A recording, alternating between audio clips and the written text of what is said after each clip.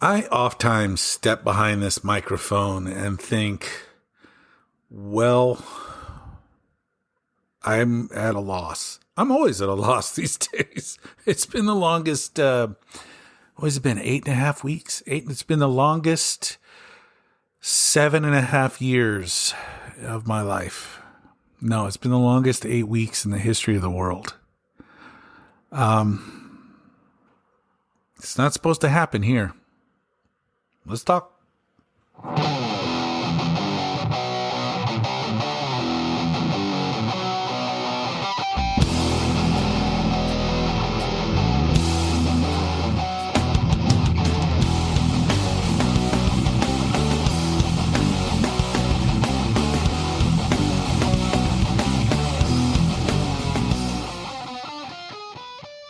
Welcome back to Trent Takes On. I'm Trent, the Trent in the title of this show. It's very cleverly named, for the record. These are the takes, my takes on current events, or my takes on, larger ideology, which I don't get to do as often because current events basically just chews up all of my mental capacity. If you want to be an informed citizen, you have to do some work. And sometimes being an informed citizen just outrages you in many ways. And I'm outraged right now. And when you're outraged, your productivity level drops, your stress level increases. Went to the doctor, last week, and I was like, I'm stressed. I'm very, very, very stressed. And I need to find a better outlet for that stress. For now, I got you guys. I appreciate you all very much. Thank you for tuning back in. This week I wanted to scare the fuck out of everybody. Oh, I'm sorry. I wanted to scare the hell out of everybody.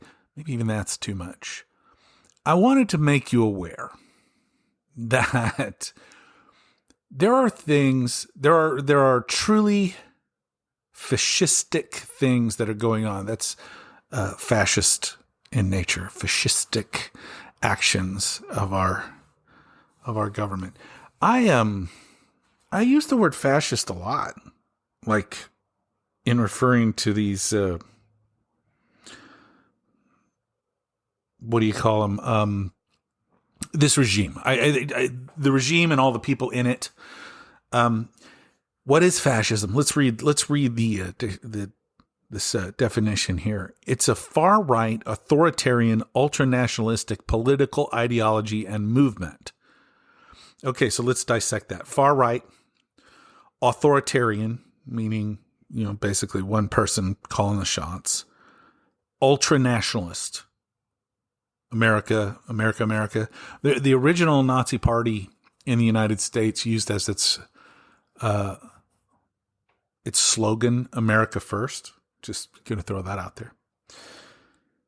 So it's a far-right, authoritarian, ultra-nationalistic political ideology and movement characterized by a dictatorial leader. What is a dictatorial leader? That's a leader who's a dictator. And what does it mean to dictate? It means I tell everybody else what to do and they do it. So Trump tells everybody what to do and they do it.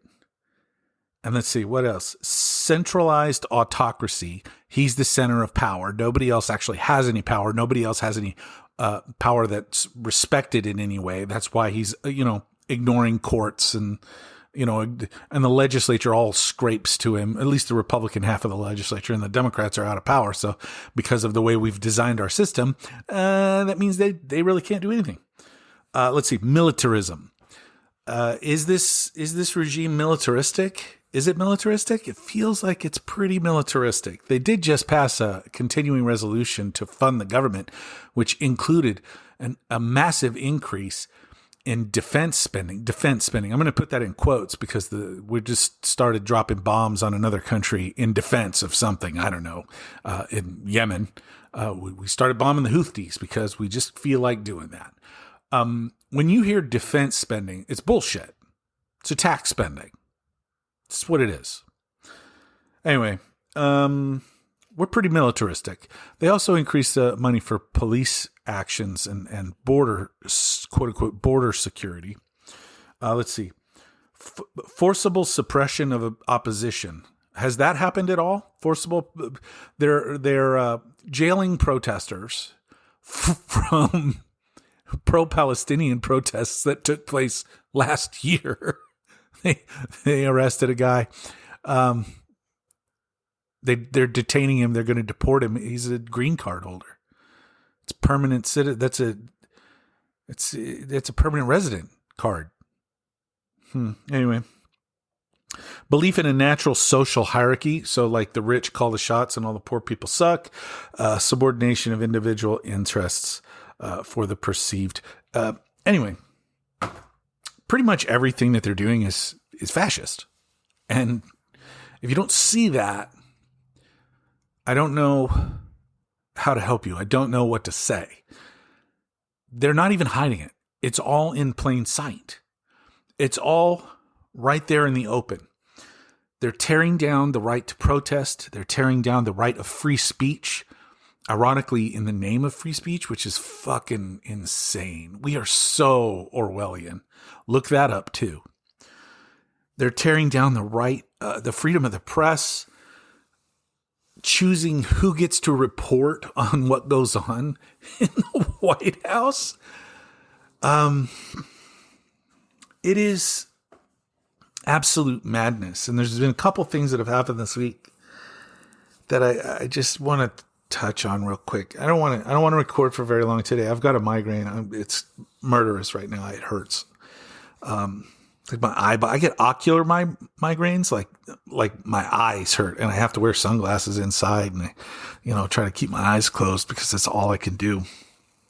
But man, it's painful. I don't like it.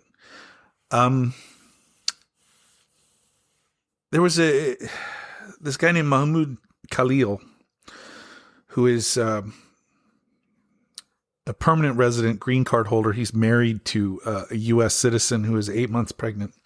And I believe it was last Saturday night, not the one that just happened, but the week before.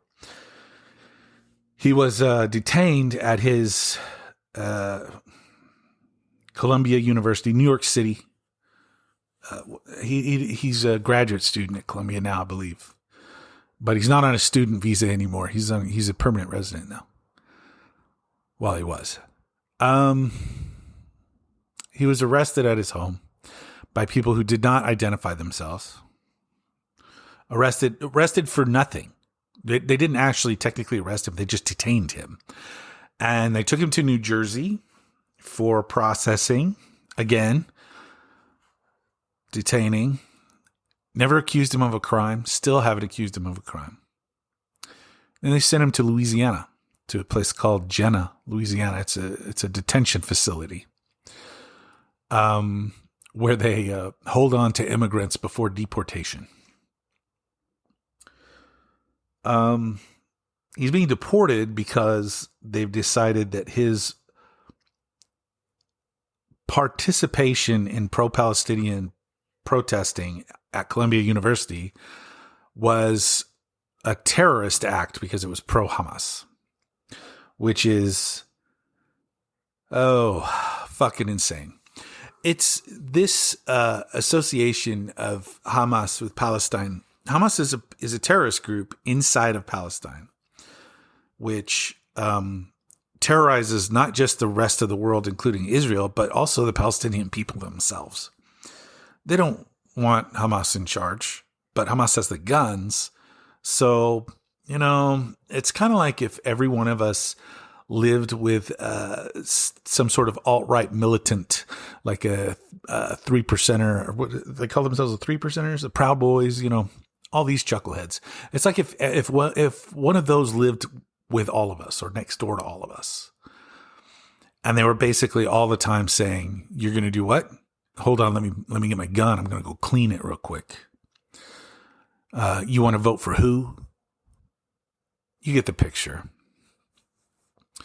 Hamas is a terrorist group, and being pro-Palestinian or criticizing the decisions of the Israeli government is not pro-Hamas. It's not pro-terrorist. You can be pro-Palestinian and be anti-Hamas. You can be critical of the Israeli government and not be anti-Semitic. There's a lot of double negatives in there, it feels like. You can criticize the government of Israel without being anti-Israel. Okay? Some of the things that Netanyahu has done, and he is corrupt as fuck, by the way. The guy was indicted by his own judges for corruption because he's probably corrupt and he's avoided the inevitable trial by basically staying in power. Sound familiar? Anyway, they detain this guy, this Khalil. You still have him. They still have him. And they're going to deport him. They say they're going to deport him, even though he's a permanent resident. That's what that green card is. It doesn't give you citizenship, but it gives you permanent resident status. This is all part of the Immigration Naturalization Act. That is, imperfect. But they're using this weird little carve out in there that says the Secretary of State, for some reason is the Secretary of State, can revoke someone's immigration status if he deems that their presence interferes with diplomacy, which is just the most fucking what? Did you put that in there? What? Why? Anyway, they're claiming Khalil's presence in the United States hinders their ability to perform diplomacy with Hamas and Palestine and in the Israeli conflict, which is just horseshit. So they're deporting a permanent citizen, a permanent resident, non-citizen, but a permanent resident for using his First Amendment peaceable assembly and freedom of speech rights. And every permanent resident to the United States gets the same protections and is subject to the same laws as citizens of the United States. So you speak out, they're going to disappear you. Now, they're not doing this to citizens that we know of, but they could very easily do it to citizens because they don't care about the laws. They don't care about the rules. They just push the envelope constantly. And then there's the we don't even know the exact number. Supposedly it's 236 Venezuelans who they believe who the Trump regime claims are members of Tren de Agua, something like that. It's a gang from Venezuela, and they utilize the the Alien Enemies Act of 1798 as, yeah, that's right, 1798 as a reason to remove these people from our country without due process. So they've been deported, but not to Venezuela, not to face charges anywhere. No. They sent them to El Salvador to park them in a supermax prison that holds like 40,000 people. El Salvador is a place with, we'll call it human rights issues. How about that? And the American people are going to pay $6 million a year to house these 236, 240, somewhere around there, Venezuelans who probably never been to El Salvador before. Here's the problem. There's no due process. No proof. No information. We don't know who these people were. We don't even know if they were Venezuelan. We don't know anything about them, except that they're now in El Salvador. And the Trump regime was told not to let those planes take off. And if they had taken off, then to return them. And they ignored that order.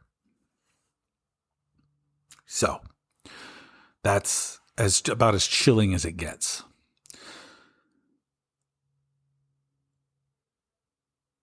We need due process. We need rule of law.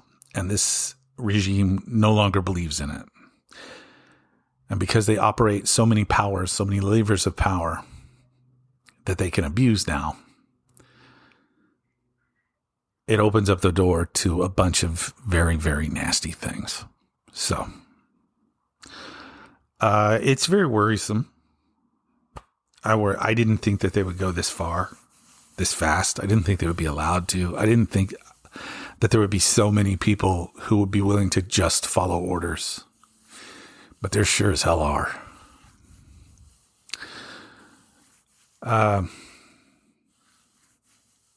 We're not supposed to have kings in this country, even when you voted for. Checks and balances were in place to prevent abuse, to prevent corruption. And when those checks and balances fail, corruption can do a lot of things. The Secretary of Commerce was on TV last night telling people to buy Tesla stock.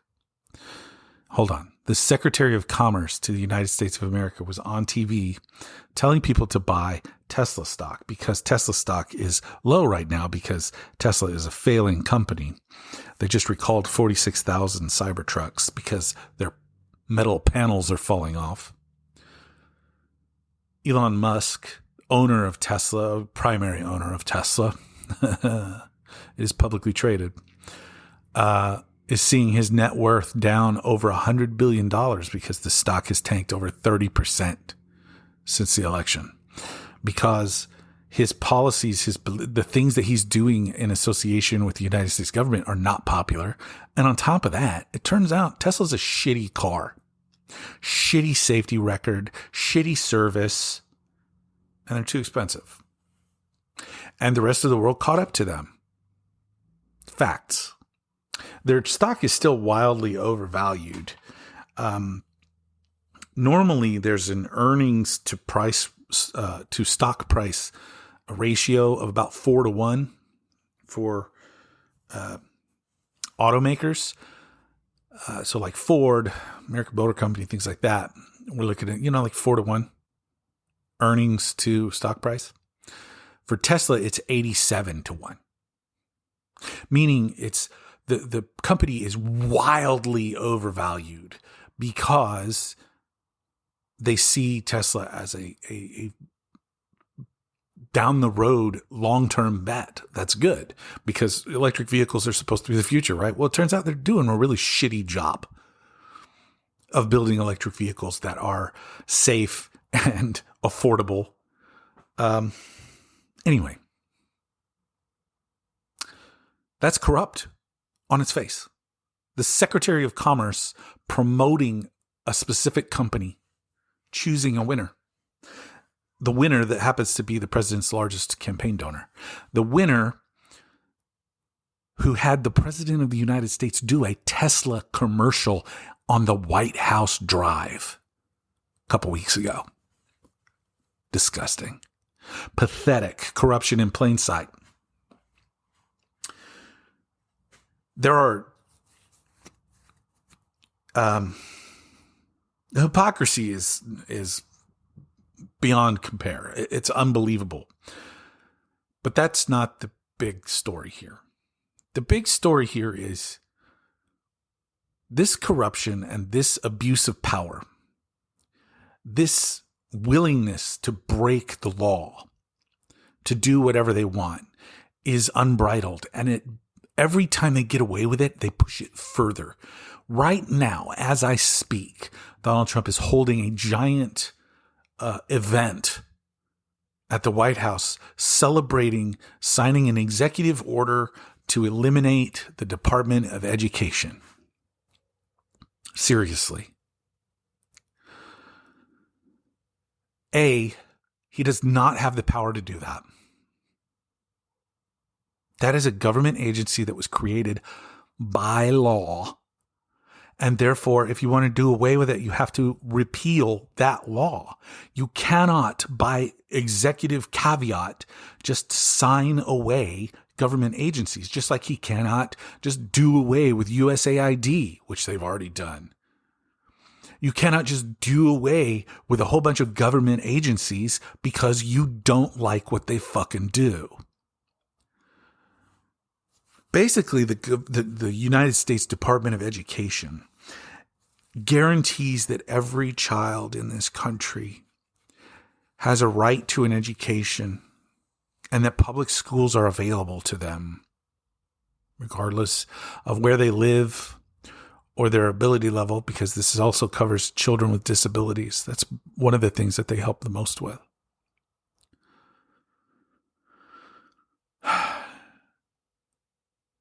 Children. It's one thing to steal Americans' money, which they're doing. But the thing that they're stealing now that I want you to think about is they're stealing the future. They're stealing opportunity. They're stealing from your kids and grandkids. And if you don't have kids, they're stealing from other kids. But they're stealing from children.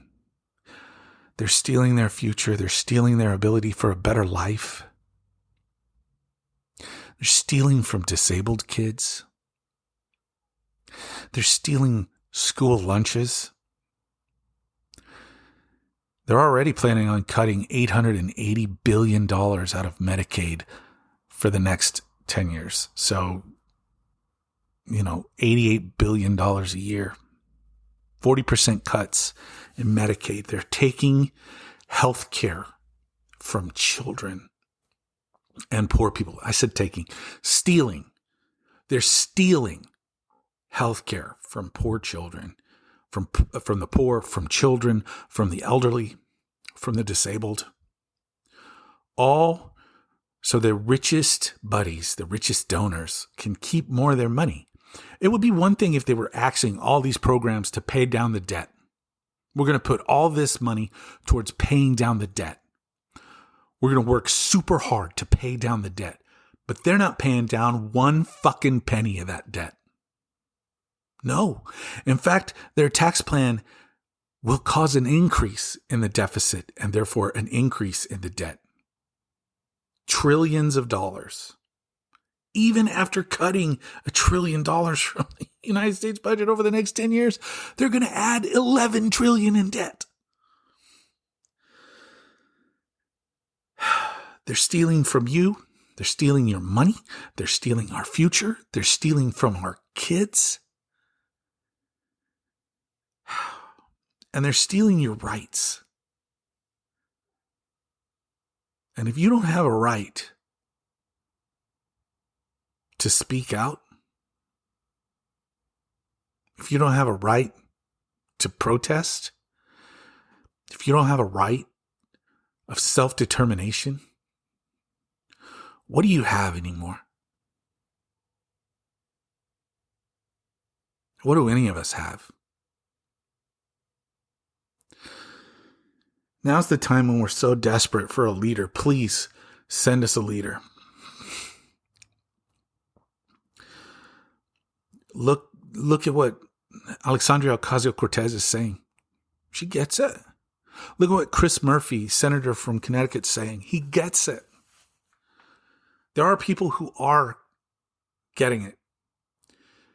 I watched this story last night on a public school teacher, a 6th grade teacher in the state of Idaho, which is a blood red, super conservative state, who had up motivational posters in her classroom, including one that says, "We all belong here," with a bunch of different colored hands, skin tones, different skin tones on these hands. We all belong here. And the school department, or school, I'm sorry, the school district told her to take it down because it's a political opinion.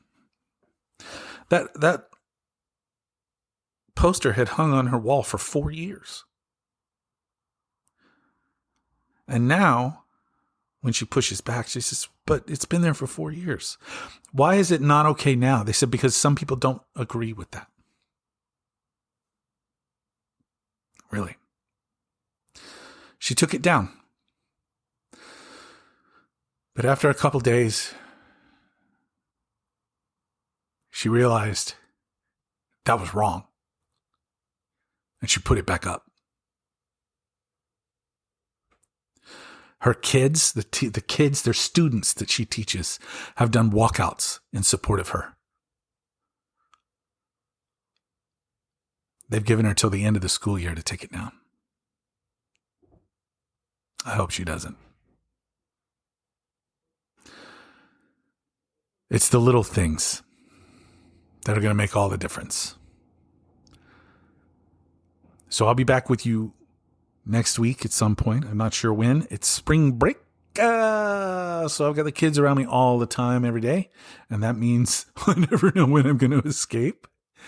But I'll get something in. I will do my best. In the meantime, pay attention. Watch. Share this with a friend. Share it with somebody that needs to hear it. Because that's how we grow. That's how we grow as people. We critically think. We don't destroy the Department of Education. Jesus, so stupid. We don't want to make our population dumber. We want you to be smarter. I appreciate all of you so very, very much. I will talk to you very soon. In the meantime, please be good humans. It's the least we can do. Till then, love you.